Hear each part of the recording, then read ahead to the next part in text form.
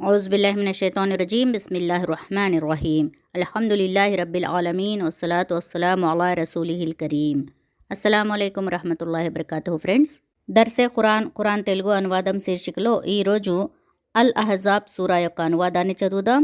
అల్ Ahzab సూరాలో 73 ఆయతులు ఉన్నాయి. ఈ సూరా మదీనా నగరంలో అవతరింపచేయబడింది. బిస్మిల్లాహిర్ రహ్మానిర్ రహీం. అనంత కరుణామయుడు అపార కృపాశీలుడు అయిన అల్లా పేరుతో ప్రారంభిస్తున్నాను. ప్రవక్త, అల్లాకు భయపడు, అవిశ్వాసులకు కపటులకు విధేయత చూపకు. వాస్తవానికి అల్లాయే జ్ఞాని మరియు వివేకి. నీ ప్రభువు తరపు నుండి నీకు సూచించబడే విషయాన్ని మాత్రమే అనుసరించు. అల్లాకు నీవు చేసే ప్రతి పని తెలుసు. అల్లాపై నమ్మకం ఉంచు. సంరక్షకుడుగా అల్లా మాత్రమే సరిపోతాడు. అల్లా ఏ వ్యక్తి శరీరంలోనూ 2 హృదయాలను పెట్టలేదు. మీరు జిహార్ చేసే మీ భార్యలను ఆయన మీకు తల్లులుగా చేయలేదు. ఇంకా ఆయన మీ దత్తపుత్రులను మీ సొంత పుత్రులుగా చేయలేదు. ఇవి మీరు పలికే మీ నోటి మాటలు మాత్రమే. కానీ అల్లా మాత్రం సత్యం పునాదిగా ఉన్న మాటనే అంటున్నాడు. ఆయనే సరియైన విధానం వైపునకు మార్గం చూపుతున్నాడు. దత్తపుత్రులను వారి తండ్రులతో ఉన్న సంబంధం ప్రకారం పిలవండి. ఇది అల్లా దృష్టిలో ఎంతో న్యాయసమ్మతమైన విషయం. ఒకవేళ వారి తండ్రులెవరో మీకు తెలియకపోతే అప్పుడు వారు మీకు ధార్మిక సోదరులు మరియు సహచరులు. పొరపాటు వల్ల మీరు ఏదైనా మాట అంటే దానికి మిమ్మల్ని పట్టుకోవటం జరగదు. కానీ మీరు బుద్ధిపూర్వకంగా అనే మాటకు తప్పనిసరిగా మిమ్మల్ని పట్టుకోవటం జరుగుతుంది. అల్లా మన్నించేవాడు, కరుణించేవాడును. నిస్సందేహంగా విశ్వాసులకు దైవ ప్రవక్త స్వయంగా తమ కంటే కూడా ముఖ్యుడు. దైవ ప్రవక్త భార్యలు వారికి తల్లులు. కానీ అల్లా గ్రంథం ప్రకారం సాధారణ విశ్వాసులు మరియు వలస వచ్చిన వారి కంటే రక్త సంబంధీకులు ఒకరిపై ఒకరు ఎక్కువ హక్కులు కలిగి ఉంటారు. అయితే మీ సహచరులకు మీరు ఏదైనా మేలు చేయదలిస్తే చేయవచ్చు. ఈ ఆజ్ఞ దైవగ్రంథంలో వ్రాయబడి ఉంది. ఓ ప్రవక్త, మేము దైవ ప్రవక్తలందరి చేత చేయించిన వాగ్దానాన్ని జ్ఞాపకముంచుకో. నీతో కూడా చేయించాము. మరియు నూహు అలైహిస్సలాం, ఇబ్రాహీం అలైహిస్సలాం, మూసా అలైహిస్సలాం, మరియం కుమారుడు ఈసా అలైహిస్సలాంలతో కూడా చేయించాము. అందరితో మేము గట్టి వాగ్దానం చేయించాము. నిజాయితీ పరులను వారి ప్రభువు వారి నిజాయితీని గురించి ప్రశ్నించేందుకు. అవిశ్వాసులకు ఆయన అత్యంత బాధాకరమైన శిక్షను సిద్ధం చేసే ఉంచాడు. విశ్వసించిన ఓ ప్రజలారా, అల్లా మీకు ఈ మధ్యనే చేసిన ఉపకారాన్ని జ్ఞాపకం తెచ్చుకోండి. సైన్యాలు మీపైకి దండెత్తి వచ్చినప్పుడు మేము వాటి మీదకు ఒక పెనుగాలిని పంపాము. మీకు కానరాని సైన్యాలను పంపాము. మీరు ఆ సమయంలో చేస్తున్నదంతా అల్లా చూస్తూనే ఉన్నాడు. శత్రువులు మీ మీదకు పైనుండి క్రింద నుండి దండెత్తి వచ్చినప్పుడు, భయం వల్ల మీ కళ్ళు తేలగిల్లినప్పుడు, మీ గుండెకాయలు గొంతులలోకి వచ్చినప్పుడు, మీరు అల్లాను గురించి రకరకాలుగా అనుమానిస్తున్నప్పుడు, ఆ సమయంలో విశ్వాసులు కఠిన పరీక్షకు గురి అయ్యారు. తీవ్రంగా ఓపివేయబడ్డారు. కపటులు, రోగగ్రస్త హృదయులు అందరూ అల్లా ఆయన ప్రవక్త మనతో చేసిన వాగ్దానాలన్నీ భ్రమలు తప్ప మరేమీ కావు అని స్పష్టంగా ప్రకటించినప్పటి సమయాన్ని జ్ఞాపకం తెచ్చుకో. అప్పుడు వారిలోని ఒక వర్గం, ఓ యస్రిబ్ ప్రజలారా, ఇక మీకు ఇక్కడ ఉండే అవకాశమేదీ లేదు, వెనక్కి వెళ్ళిపోండి అని అన్నది. అప్పుడు వారిలోని మరొక వర్గం, మా గృహాలు ప్రమాదంలో చిక్కుకున్నాయి అని దైవ ప్రవక్తకు చెప్పి సెలవు కోరింది. వాస్తవానికి వాటికి ఏ ప్రమాదమూ లేదు. అసలు వారు యుద్ధ మైదానం నుండి పారిపోదలచారు. ఒకవేళ నగరం చుట్టుపక్కల నుండి శత్రువులు లోపలకు జొరబడి వారిని విద్రోహ చర్యకు పాల్పడమని పిలుపు ఇస్తే అప్పుడు వారు తప్పకుండా అలా చేస్తారు. విద్రోహ చర్యలో పాల్గొనటానికి వారు చాలా తక్కువగా సంకోచిస్తారు. వారు ఇదివరకు తాము వెన్ను చూపము అని అల్లాహకు వాగ్దానం చేసి ఉన్నారు. అల్లాకు చేసిన వాగ్దానం గురించి తప్పకుండా ప్రశ్నించటం జరుగుతుంది. ఓ ప్రవక్త, వారితో ఇలా అను, ఒకవేళ మీరు మృత్యువు బారి నుండి లేదా హత్య బారి నుండి తప్పించుకోవాలని పారిపోతే ఈ పారిపోవటం మీకు ఏ మాత్రం లాభదాయకం కాబోదు. దీని తరువాత జీవిత సుఖాలను అనుభవించటానికి కొద్దిపాటి అవకాశం మాత్రమే మీకు లభిస్తుంది. వారిని ఇలా అడుగు, ఒకవేళ అల్లా మీకు నష్టం కలిగించదలిస్తే ఆయన నుండి మిమ్మల్ని కాపాడగలిగేవాడెవడు? ఒకవేళ అల్లా మిమ్మల్ని కరుణించదలిస్తే ఆయన కరుణను ఆపగలవాడెవడు? అల్లాకు ప్రతిగా వారు ఏ సంరక్షకుణ్ణి, ఏ సహాయకుణ్ణి పొందలేరు. మీలో యుద్ధ కార్యంలో ప్రతిబంధకాలను సృష్టించే వారిని, తమ సోదరులను మా వైపునకు రండి అని పిలిచేవారిని, లెక్కకు మాత్రమే యుద్ధంలో పాల్గొనేవారిని, నీకు తోడ్పడే విషయంలో పరమ లోభులైన వారిని అల్లా బాగా ఎరుగును. మరణ సమయంలో అపస్మారక స్థితికి గురి అయిన వాని వలె వారు ప్రమాదం సంభవించినప్పుడు గుడ్లు తిప్పుతూ నీ వైపు చూస్తారు. కానీ ప్రమాదం తొలగిపోగానే వారే లాభాలను పొందాలని దురాశ పరులై కత్తెరల వలె ఆడే నాలుకలతో నీకు స్వాగతం చెప్పటానికి వస్తారు. వారు ఏ మాత్రం విశ్వసించిన వారు కారు. కనుకనే అల్లా వారి కర్మలను అన్నింటినీ నిరర్ధకం చేశాడు. అల్లాకు అలా చేయటం చాలా సులభం.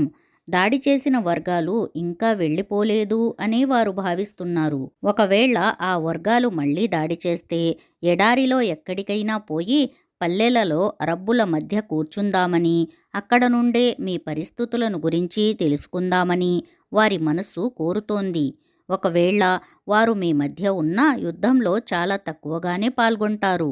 వాస్తవంగానే అల్లా ప్రవక్తలలో మీకు ఒక మంచి ఆదర్శం ఉండినది. అల్లాపై, అంతిమ దినంపై ఆశలు పెట్టుకొని అత్యధికంగా అల్లాను స్మరించే ప్రతి వ్యక్తికి సత్య విశ్వాసుల స్థితి అప్పుడు ఇలా ఉంది.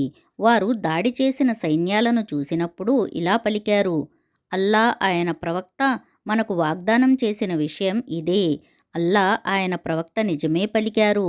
ఈ సంఘటన వారి విశ్వాసాన్ని, వారి ఆత్మ సమర్పణను మరింత అధికం చేసింది. విశ్వాసులలో అల్లాకు తాము చేసిన వాగ్దానాన్ని నిజం చేసి చూపిన వారు ఉన్నారు. వారిలో కొందరు తమ మొక్కుబడిని తీర్చుకున్నారు, మరికొందరు సహాయం కోసం నిరీక్షిస్తున్నారు. వారు తమ వైఖరిని ఏమాత్రం మార్చుకోలేదు. ఇదంతా ఎందుకు జరిగిందంటే నిజాయితీ పరులకు అల్లా వారి నిజాయితీకి ప్రతిఫలం ఇవ్వటానికి, కపటులకు తనకు ఇష్టమైన శిక్ష విధించటానికి, లేదా తనకు ఇష్టమైతే వారి పశ్చాత్తాపాన్ని స్వీకరించటానికి. నిస్సందేహంగా అల్లా క్షమించేవాడు, కరుణించేవాడును. అల్లా అవిశ్వాసులను వెనక్కి తరిమాడు. వారు ఏ లాభాన్ని పొందకుండానే కడుపు మంటతో మరలిపోయారు. విశ్వాసుల పక్షాన యుద్ధం చేయటానికి అల్లాయే సరిపోయాడు. అల్లా సర్వశక్తి సంపన్నుడు, సర్వసమర్థుడును.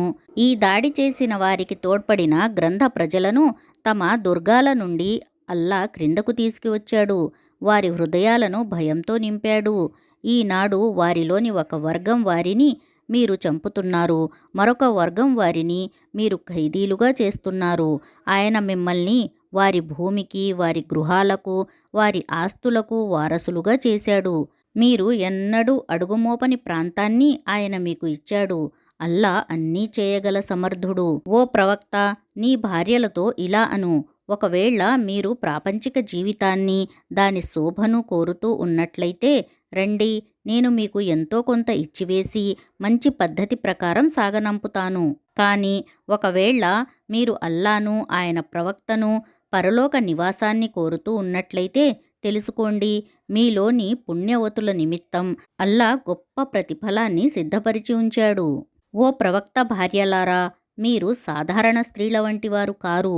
మీరు అల్లాకు భయపడేవారు అయితే తగ్గు స్వరంతో మాట్లాడకండి.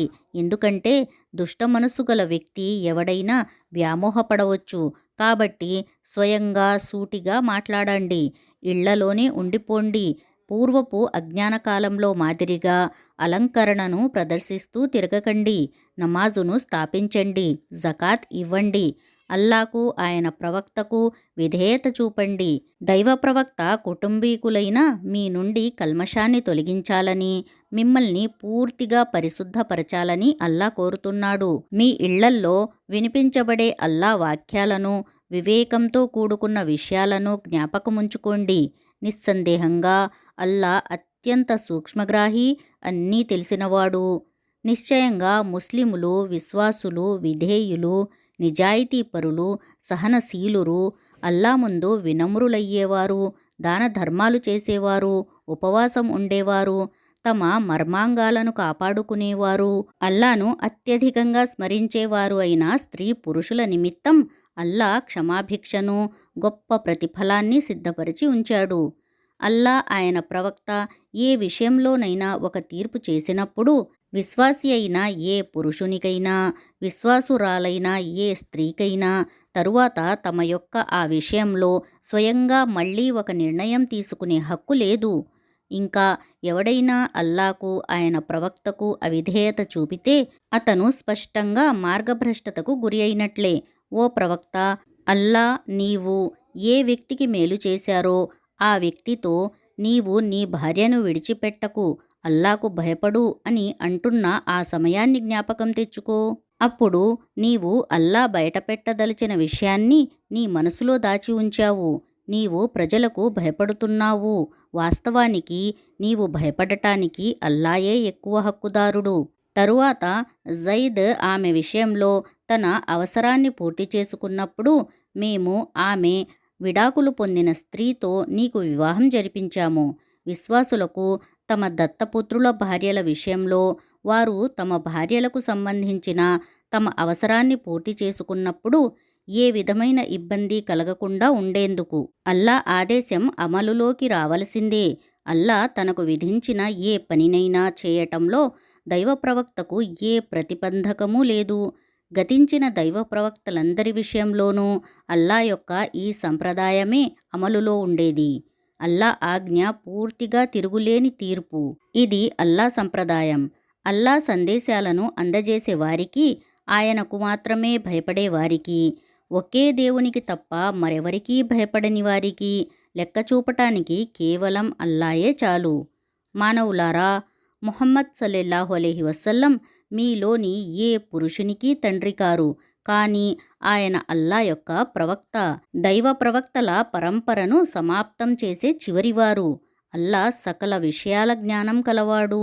విశ్వసించిన ఓ మానవులారా, అల్లాను అత్యధికంగా స్మరించండి.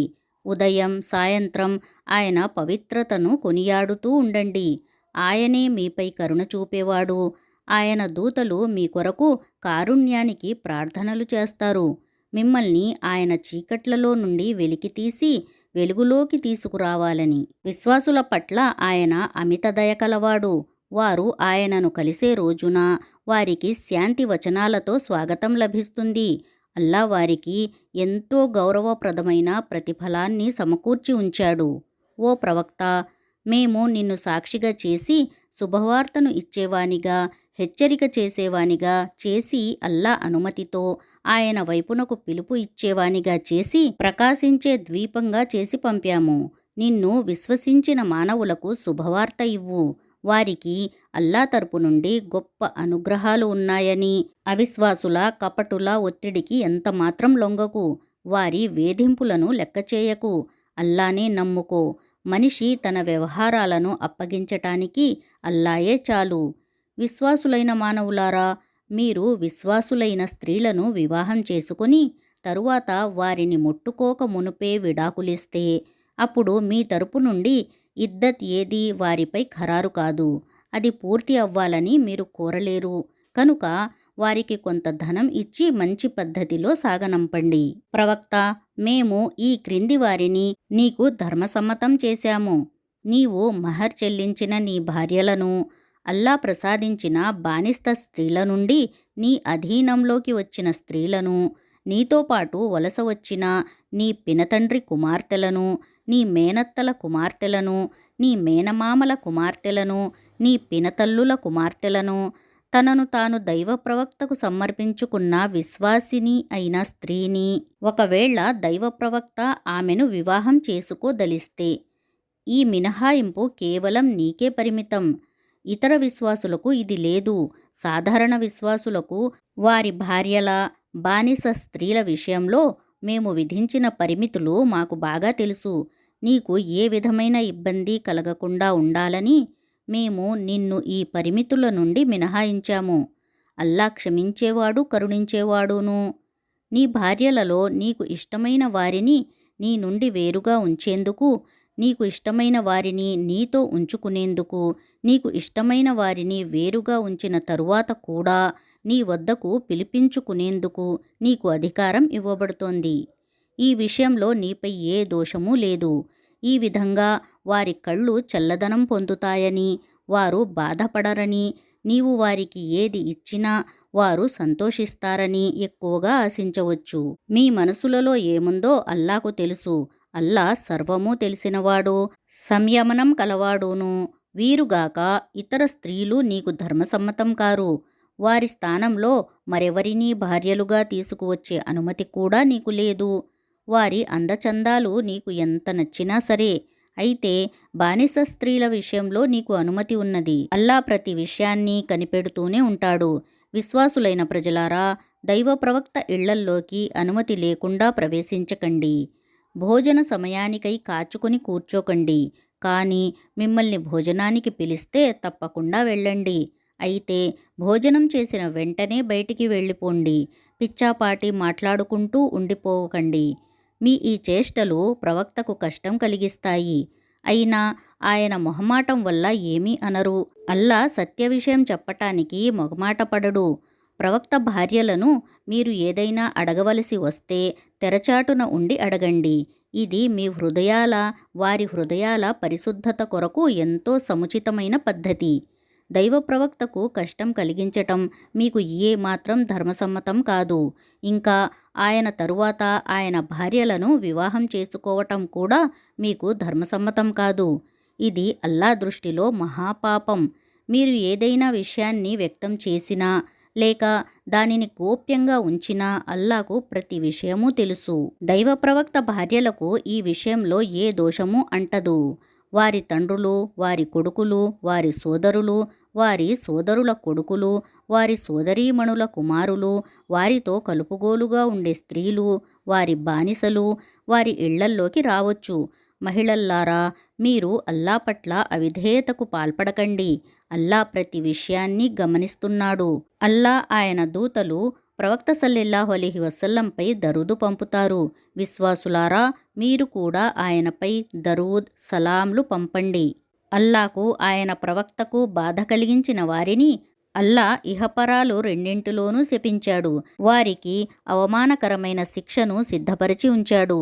ఏ తప్పు చేయకపోయినా విశ్వాసులైన స్త్రీ పురుషులకు మనస్తాపం కలిగించేవారు ఒక పెద్ద అభాండ భారాన్ని, ఒక స్పష్టమైన పాపభారాన్ని తమ తలపై మోపుకున్నట్లే. ప్రవక్త, నీ భార్యలకు, నీ కూతుళ్లకు, విశ్వాసుల యొక్క స్త్రీలకు తమ దుప్పట్ల కొంగులను తమపై వ్రేలాడదీసుకోమని చెప్పు. వారు గుర్తింపబడటానికి, వేధింపబడకుండా ఉండేందుకు ఇది ఎంతో సముచితమైన పద్ధతి. అల్లా క్షమించేవాడు, కరుణించేవాడును. ఒకవేళ కపటులు, కలుషిత హృదయులు మదీనా నగరంలో సంచలనం కలిగించే వదంతులను వ్యాపింపచేసేవారు తమ దుశ్చేష్టలను మానుకోకపోతే వారికి వ్యతిరేకంగా చర్య తీసుకోవటానికి మేము మిమ్మల్ని నిలబెడతాము. తరువాత వారు ఈ నగరంలో మీతో కలిసి ఉండటం అనేది కష్టసాధ్యమవుతుంది. అన్ని వైపుల నుండి వారిపై శాపాలు విరుచుకుపడతాయి. వారు ఎక్కడ కనపడితే అక్కడ పట్టుకోబడతారు, దారుణంగా చంపబడతారు. ఇది అల్లా సంప్రదాయం. పూర్వం నుంచి అటువంటి వారి విషయంలో అమలవుతూ వస్తున్నదే. మీరు అల్లా సంప్రదాయంలో ఏ మార్పునూ కానలేరు. ప్రళయ ఘడియ ఎప్పుడు వస్తుంది అని ప్రజలు నిన్ను అడుగుతారు. అది అల్లాకే తెలుసు అని చెప్పు. బహుశా అది సమీపంలోనే ఉందో ఏమో, నీకేమి ఎరుక. ఏది ఏమైనా ఇది మటుకు వాస్తవం. అల్లా అవిశ్వాసులను శపించాడు. వారి కొరకు మండే అగ్నిని సిద్ధపరిచి ఉంచాడు. అందులో వారు శాశ్వతంగా ఉంటారు. ఏ స్నేహితుణ్ణి, ఏ సహాయకుణ్ణి పొందలేరు. వారి ముఖాలను నిప్పులపై అటూ ఇటూ త్రిప్పటం జరిగేనాడు వారు ఇలా అంటారు: అయ్యో, మేము అల్లాకు, దైవ ప్రవక్తకు విధేయత చూపి ఉంటే ఎంత బాగుండేది. ఇంకా ఇలా అంటారు: ఓ మా ప్రభూ, మేము మా నాయకులకు, మా పెద్దలకు విధేయత చూపాము. వారు మమ్మల్ని రుజుమార్గం నుండి తప్పించారు. ఓ ప్రభూ, వారికి రెట్టింపు యాతన విధించు, వారిని తీవ్రంగా శపించు. విశ్వాసులారా, మూసా అలైహిస్సలాంకు మనస్తాపం కలిగించిన ప్రజల మాదిరిగా అయిపోకండి. తరువాత అల్లా వారు కల్పించిన మాటల బారి నుండి అతనికి విముక్తి కలిగించాడు.